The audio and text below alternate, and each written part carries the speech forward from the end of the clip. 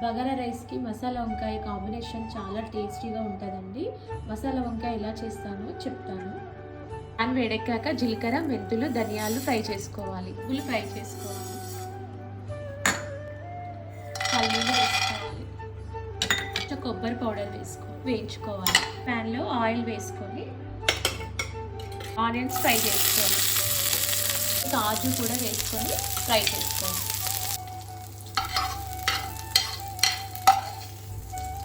వంకాయల్ని శుభ్రంగా కడిగి కొంచెం తడి లేకుండా ఆరబెట్టుకొని నైఫ్తో ఇలా పెట్టుకోవాలండి. ఇలా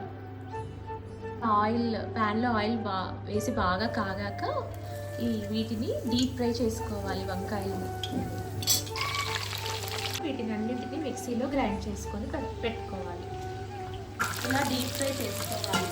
గ్రైండ్ చేసిన మసాలా పేస్ట్లో కారము, ఉప్పు, పసుపు, అల్లం వెల్లుల్లి పేస్ట్ వేసుకోవాలి. మళ్ళీ గ్రైండ్ చేసుకోవాలి. వేరొక కడాయిలో ఆయిల్ పోసుకొని మసాలా పేస్ట్ని బాగా ఫ్రై చేసుకోవాలి. ఇక కరివేపాకు వేసుకోవాలి.